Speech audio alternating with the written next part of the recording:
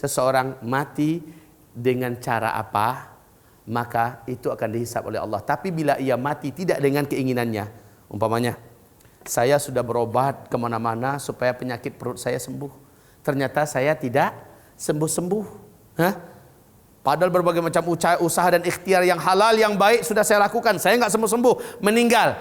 Saya meninggal ini dengan keinginan saya atau tidak? Tidak. Lalu orang yang meninggal macam ini, kata Rasulullah apa? Siapa yang meninggal karena sakit perut, syahid. Betul nggak? Man mata min batnin fahuwa syahid. Siapa yang mati karena sakit perut yang nggak sembuh-sembuh, dia udah berobat dengan cara-cara apapun nggak sembuh-sembuh, maka dia syahid. Siapa yang mati karena penyakit di kepalanya, dia udah coba berobat dengan cara-cara yang baik, kemana-mana nggak sembuh-sembuh, maka dia syahid. Siapa yang meninggal dunia karena tenggelam, emangnya tenggelam keinginan dia? Kan enggak kan? Selain tidur datang tsunami, tenggelam. Iya kan? Syahid.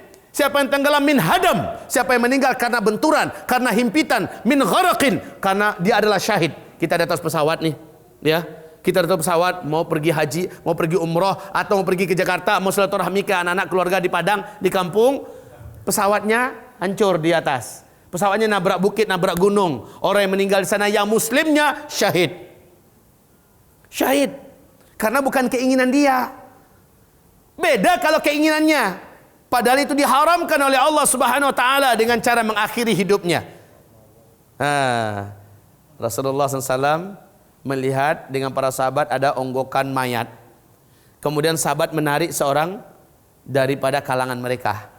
Seluruh tubuhnya penuh dengan luka-luka. Apa kata para sahabat? Alangkah indah kematiannya, alangkah indah syahidnya. Kata Rasul, tidak, dia ahli neraka.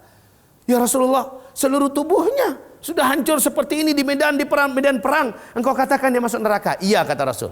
Dia tidak mampu menahan sakit yang dideritanya, maka dihunjamkannya belati ke tubuhnya, dan dia telah mendahului Allah Subhanahu wa taala dalam keputusan, maka dia bunuh diri, dia di neraka, kata Rasul.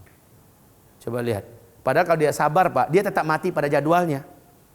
Sabar ini yang kurang. Karena kita kurang sabar, akhirnya kita sering mendahului Allah Subhanahu wa taala.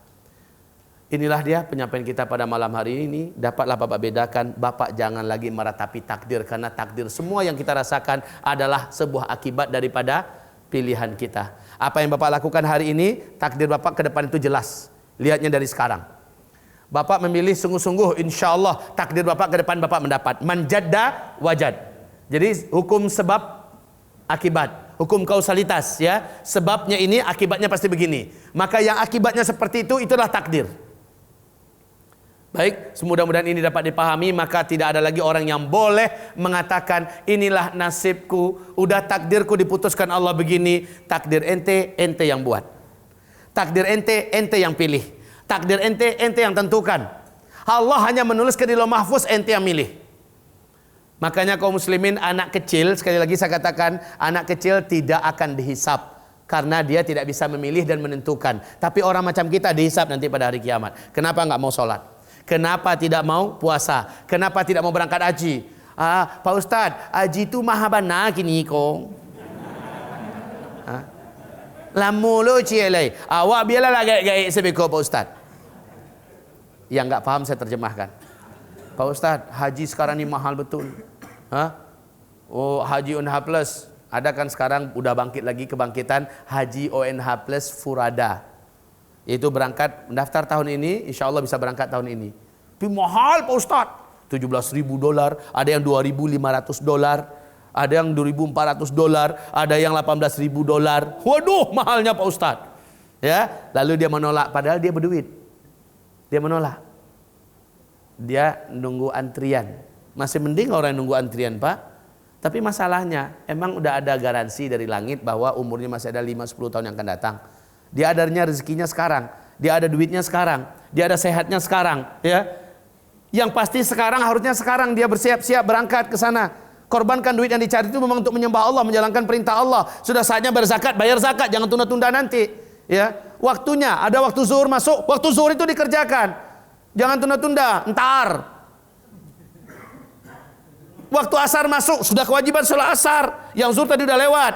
Begitu Pak, saya khawatir kita menunda sebuah kewajiban yang hari ini sudah kita punya kemampuan, lalu akibatnya kita akan merasakan akibat tundaan itu ketika kita meninggal, maka kita berhutang dengan Allah Subhanahu wa taala. 3 kelompok manusia kata Nabi yang aku tahu pada hari kiamat, mereka paling duluan masuk neraka. Yang nomor 2-nya dari yang 3 itu, nomor 2-nya adalah dzu sarwatin min mal la yuaddi haqqallah min malih. Orang yang punya kelebihan harta dan dia tidak menunaikan hak Allah dari hartanya. Hak Allah dari harta kita apa? Yang pertama keluarkan zakatnya. Yang kedua, laksanakan haji sekali seumur hidup. Yang ketiga, keluarkan infak dan sedekah untuk membantu dan membela agama Allah Subhanahu wa taala dan untuk perjuangan dan untuk menyantuni para fakir miskin dari hamba-hamba Allah. Ini hak Allah dari harta kita. Enggak kita keluarkan. Orang yang paling pertama masuk neraka itu mereka. Nah, ini kaum muslimin yang kami muliakan. Jadi setelah kita dengarkan ini semua, oke. Mau di surgakah atau mau di nerakakah? Sudah ada tempat kita masing-masing. Penentuannya itu di sini. Penentuannya di dunia ini. Maka pilihlah takdir Bapak. Takdirnya ada di surga, hari ini pastikan. Takdirnya di neraka juga dapat kita lihat hari ini. Fa amma man khafa maqama rabbih wa nahan nafsa 'anil hawa fa innal jannata hiyal ma'wa. Siapa yang takut kepada Allah dan dia tahan hawa nafsunya, dia mengikuti ajaran agamanya, maka dialah orang-orang yang akan menempati surga yang telah dijanjikan Allah untuknya. Fa amma man tagha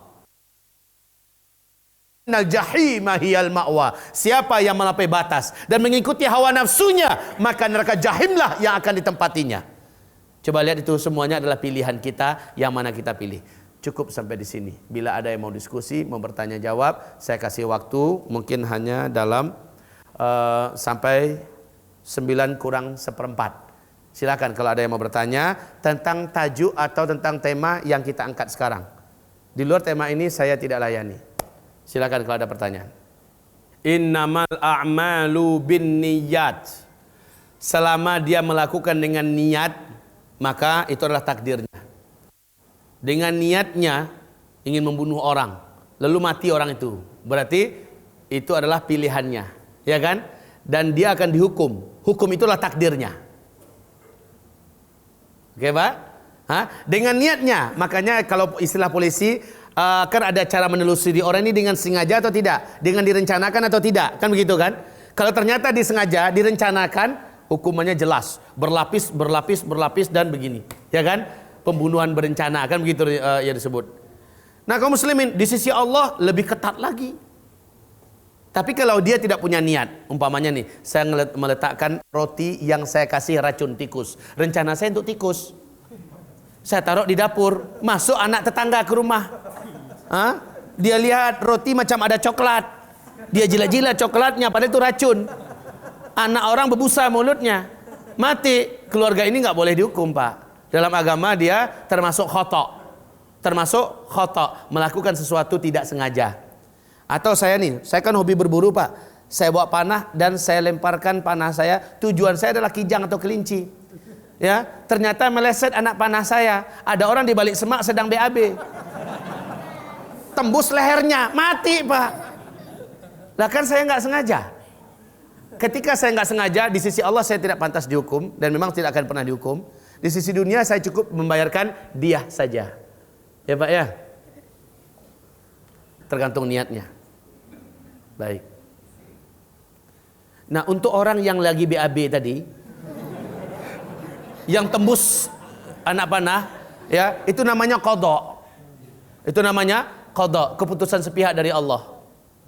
Gitu. Dia tidak akan ditanya kenapa ente matinya tembus panah di leher. Allah nggak akan tanya. Padahal niatnya cuma mau buang air. Silakan kalau ada pertanyaan yang lain. Silakan kalau ada pertanyaan yang lain. Ada yang mengatakan, Pak, udah takdir saya ini anaknya bodoh, saya ini orangnya pelupa. Udah takdir saya. Syekh Majdi, seorang profesor ahli dalam masalah bisnis dan perusahaan besar yang dikuasainya. Dia adalah Majdi Abdul Ubaid, ini apa namanya ini. Tapi Syekh Majdi ini, dia membuktikan, Pak, orang yang merasa dirinya selama ini bodoh, ternyata didongkrak dengan doktrin-doktrin yang ilmiah. 5 hari lama training bersama beliau. Di berbagai negara udah dibukanya training itu, membuktikan otak manusia ini dahsyat. Ya, orang yang selama ini mengaku dia pelupa, orang yang selama ini mengaku dia bodoh dari kecil, memang dia tidak berprestasi, hafalannya lemah segala macamnya, setelah didongkrak, dihancurkan semua belenggu-belenggu dan doktrin sesat yang membelenggu ke kejeniusan otaknya, setelah dihancurkan itu, maka di hari keempat disuruh mereka ngafal Quran. Seluruhnya dari 500 peserta, Pak, 80% sanggup menghafal Al-Quran 1 lembar. Berarti 2 halaman hanya dalam 7-8 menit. Padahal mereka bukan orang Arab. Padahal sebelumnya mereka mengatakan dirinya pelupa. Dia udah tua.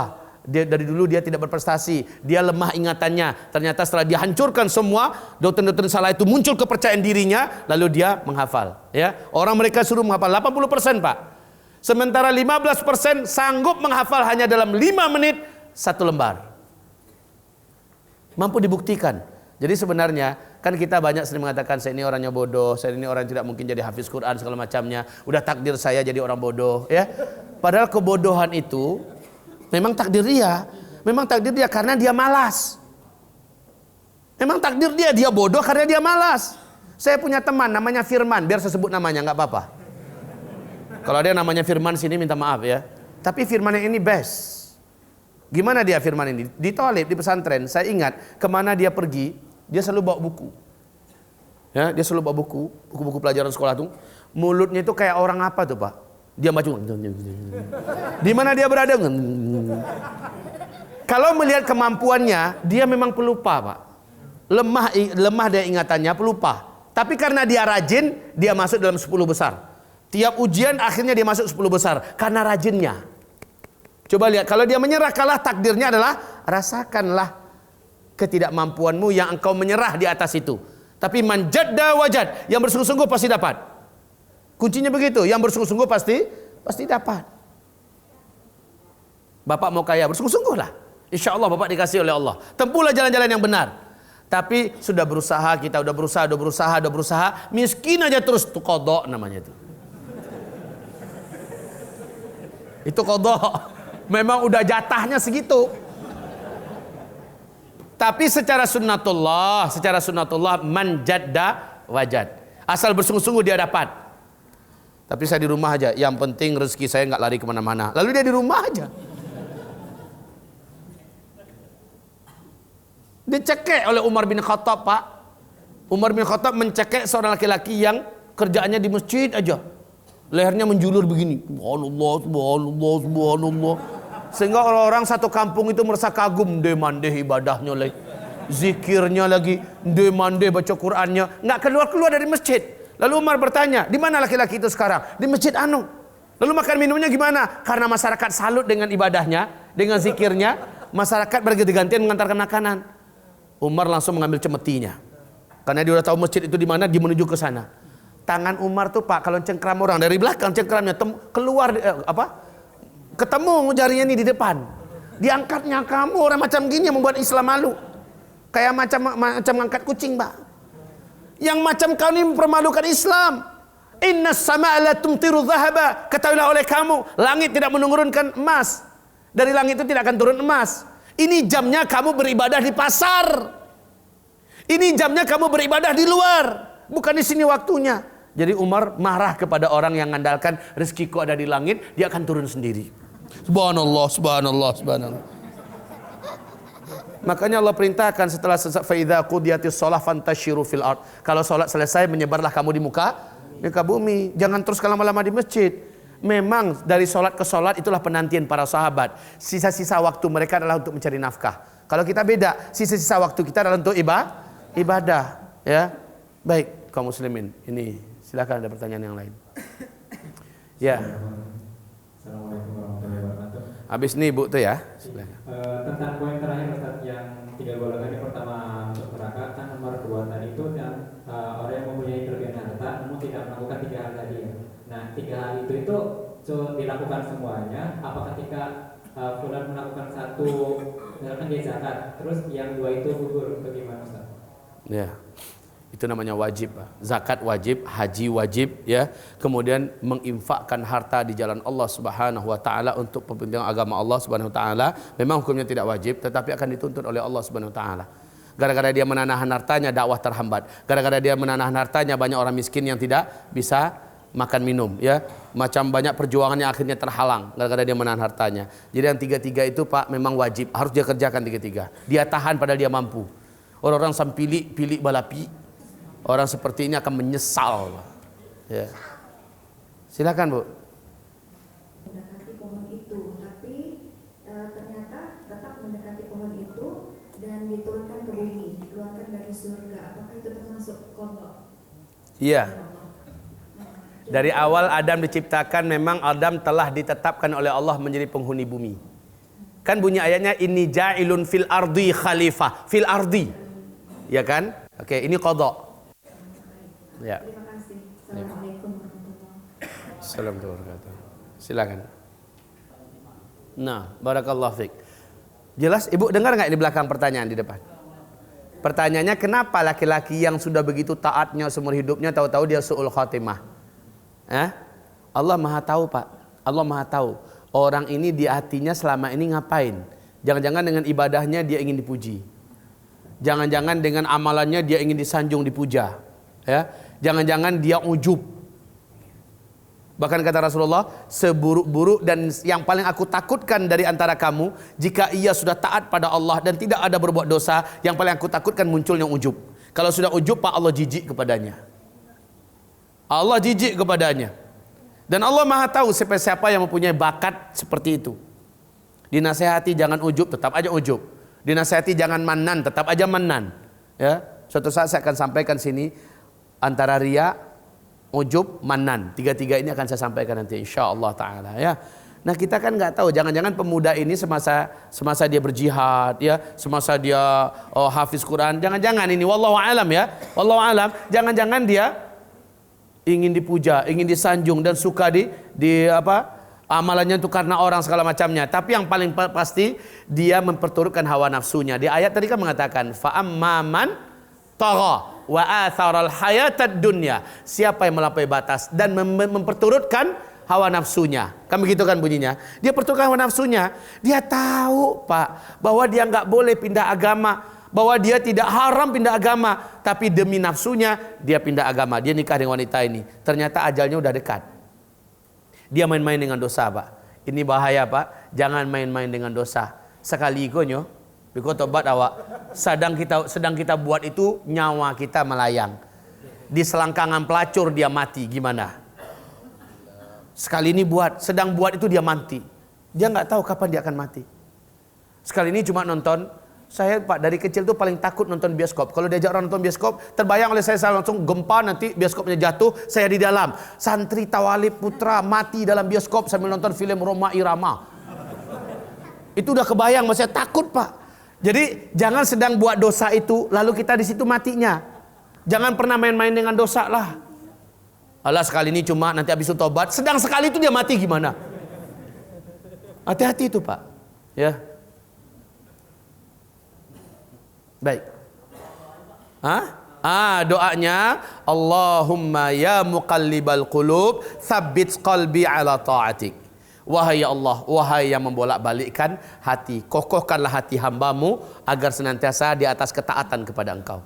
Allahumma ya muqallibal qulub tsabbit qalbi ala ta'atik. Wahai ya Allah, di hadis yang lain ala dinik. Ya, di atas agama Engkau. Kokohkan hati hamba agar senantiasa setia di atas agama Engkau. Ya Pak ya? Baik. Juga doa dalam Al-Quran. Rabbana la tuzigh qulubana ba'da idh hadaitana wa hab lana min ladunka rahmah innaka antal wahhab. Wahai Rabb kami, janganlah Engkau biarkan kami kembali sesat setelah Engkau beri hidayah kepada kami. Ampunlah dosa-dosa kami, sesungguhnya Engkau adalah Sang Maha Pemberi. Ini Pak, dari ayatnya begitu, dari hadisnya begini doanya. Baik, ada pertanyaan yang lain? Waalaikumsalam. Baik, terima kasih, pertanyaannya bagus. Ada namanya wail, ada namanya sakar, ada namanya jahim, ada namanya sa'ir, ada namanya laza. Ketahuilah masing-masing inilah tingkatan-tingkatan neraka. Neraka itu cuma satu nama besarnya, Jahannam. Nama neraka itu cuma satu, Jahannam. Tapi tingkatan-tingkatannya, tingkatan yang ini pintu gerbangnya khusus, namanya Jahim. Tingkatan ini nama pintunya khusus ya, namanya Sakar. Nama ini namanya khusus, yaitu namanya Wail. Yang ini namanya khusus Laza. Ini macam-macam Pak nama-namanya. Itu gerbang masing-masing. Itu tingkatan masing-masing. Wallahu a'lam. Karena saya belum pernah main-main ke sana. Ini informasi hanya dalam hadis, inilah yang bisa saya sampaikan, wallahu a'lam. Ya, dan na'udzubillah, semoga enggak pernah. Ya. Silakan, ada yang lain? Kalau arahan dan cegahan orang tua itu sesuai dengan karakter syariat, maka arahan itu harus diindahkan. Mesti kita dengarkan, karena ridhonya orang tua adalah ridho Allah. Tapi kalau arahan orang tua ternyata menyelisihi syariat, mesti dimaksiati. Orang tua mengatakan, kamu jangan nikah dengan dia. Apa itu jenggotan? Celananya cingkrang, jidatnya hitam, ya, terlalu soalim, kemana-mana bawa Quran. Saya nggak suka punya menantu seperti itu, ya kan? Bagus yang kayak gini, tuh bupati. Umpamanya orang tua mengarahkan, Bapak itu bupati suka berdukun, nggak urusan mau dukun atau tidak, penting dia bupati, saya bermenantukan bupati. Kalau begitu, maka kita tidak diperintahkan untuk mentaati orang tua. Karena jelas orang tua menyuruh kita menikah dengan lelaki musyrik. Kan ada ayatnya. La tunkihul musyrikati hatta yu'minna. Wala abdun wala amatun mu'minatun khairun min musyrikatin walau a'jabatkum. Jangan kamu menikahi wanita-wanita musyrik sekalipun kamu kagum melihatnya. Sungguh budak wanita tetapi beriman lebih baik daripada seorang wanita musyrik walaupun menakjubkan. Ayat berikutnya, wala tankihul musyrikina hatta yu'minu. Wala abdun mu'minun khairun min musyrikin walau a'jabakum. Jangan pernah kamu menikahkan anak perempuan kamu dengan lelaki musyrik sekalipun lelaki musyrik itu menakjubkan kamu. Menakjubkan kita pendidikannya, menakjubkan kita hartanya, menakjubkan kita bentuk penampilannya, tapi sementara dia musyrik. Jangan, karena mereka ini akan mengajak kepada neraka. Begitu firman Allah, ya. Jadi kalau kita sudah tahu Pak, maka tidak pantas kita taat pada orang tua yang orang tua tersebut ternyata mengarahkan kita bermaksiat kepada Allah Subhanahu wa taala. Seorang anak gadis boleh mengatakan, saya tidak mau. Ini jelas orangnya musyrik, ini jelas orangnya kafir. Kalau begitu nak putus hubungan kita. Begitu kata orang tua. Maka ayah bunda, saya sangat mencintai ayah bunda, tapi pilihan saya sangat berat sekarang. Saya tidak ingin agama saya hancur, saya tidak ingin akhirat saya tergadai. Bila ini pilihannya, maka saya akan ridha, saya akan ikhlas, saya akan keluar dari rumah ini. Semoga Allah Subhanahu wa taala menyelamatkannya. Ini maksud saya Pak, ya. Artinya dia punya pilihan. Dia punya pilihan untuk taat atau tidak pada orang tuanya. Tapi kalau bukan muslim Ustaz, jadi itu ada peran di warna abu-abu lagi. Dia kayaknya muslim gitu kan? Kayaknya. Jadi kayaknya memang abu-abu ya. Dia muslim. Tapi akhlaknya tidak kita bisa pastikan. Itu bagaimana Ustaz? Orang tua punya kewajiban tabayun tentang calon pendamping anaknya. Wajib tabayun. Wajib tabayun. Wajib tabayun. Syekh Utsaimin saat anak gadisnya dilamar oleh salah seorang muridnya. Apa kata Syekh Utsaimin? Tunggu sekian minggu lagi. Ya, sungguh 1 bulan lagi. 2 bulan ya? Tunggu 2 bulan lagi. Kata si pemuda menunggu hari, kayaknya enggak ada nih, lupa manalah orang ulama sebesar ini akan ingat dengan saya. Ternyata dalam masa itu Syekh Utsaimin menyuruh orang untuk menelusuri siapa nih anak muda. Ternyata dia memenuhi syarat untuk jadi menantunya. Baru terakhir Syekh Utsaimin memanggil engkau. Padahal dia sudah melupakan. Ternyata dipanggil, kamu kan yang minta agar kamu dinikahkan dengan anak gadis saya. Betul Syekh, kamu diterima. Masya Allah. Setelah ditabayun, jadi kewajiban orang tua adalah tabayun. Ya, telusuri, ini check and recheck, ini orang cocok enggak? Jangan hanya mengandalkan dia bolak-balik ke masjid, udah soleh kali nampak malu kita. Ya kan? Lihat akhlaknya, siapa teman-temannya, di mana majelis ilmunya, itu telusuri Pak. Apalagi di zaman jahil Pak, orang bisa hanya dengan baju koko, biarkan saja dagu ini selama 2 bulan nggak dipotong-potong, udah tumbuh bulu. Lalu pakai topi udah kayak ustadz dah. Padahal ketika dia buka baju tatoan. Bisa jadi seperti itu. Ya kan? Baik. Ya, silakan. Ini terakhir ya, insyaallah. Nah. Kaum muslimin akan muliakan, ini judul kajian lain. Kita bermula dari ihdinas siratal mustaqim. Ihdina, tuntunlah kami, bimbinglah kami agar senantiasa di atas jalan yang lurus. Dijawab oleh Allah dalam surat An-Nisa, di surat yang keempat ayat yang ke-67 ya 68. Wala nahdiyannahum siratan mustaqimah. Sungguh benar-benar pasti mereka akan kami tuntun di atas jalan yang lurus. Kaum muslimin yang kami muliakan, ketahuilah tuntunan Allah itu sudah Allah turunkan berupa Al-Quran. Ini adalah tuntunan Allah. Ini hidayah dari Allah, makanya namanya kitab Huda. Al-Huda. Hudan lil mut. Ini dicari atau datang sendiri? Dicari atau datang sendiri? Ada majelisnya, majelis ilmu, datangi. Disitulah kita menjemput hidayah. Kita minta nih, tuntunlah kami. Allah mengatakan benar-benar kami akan tuntun kalian.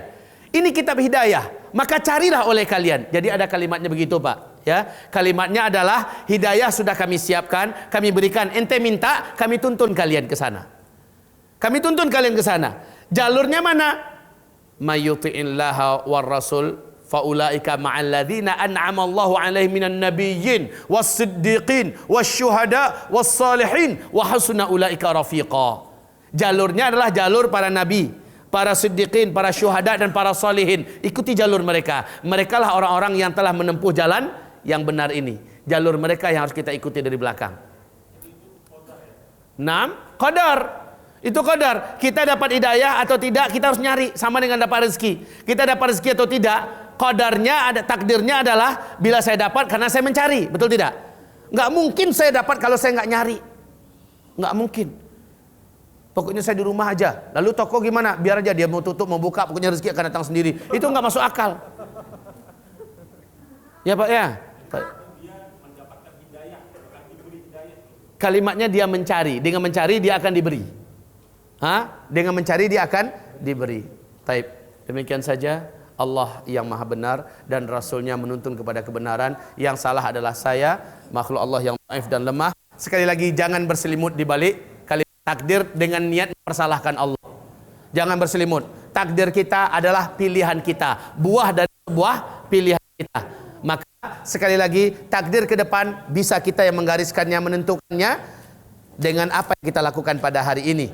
Taib kaum muslimin, semoga Allah ampuni kita di atas kesalahan yang sudah kita perbuat di masa lalu kita. Nastaghfiruka ya Allah wa natubu ilaik. Subhanakallahumma wa bihamdika asyhadu an la ilaha illa anta astaghfiruka wa atubu ilaik. Wassalamualaikum warahmatullahi wabarakatuh. Tonton kami di youtube.com/sahabatyamima dan follow Twitter kami di twitter.com/sahabat_yamima. Sahabat Yamima, peduli dan memahami.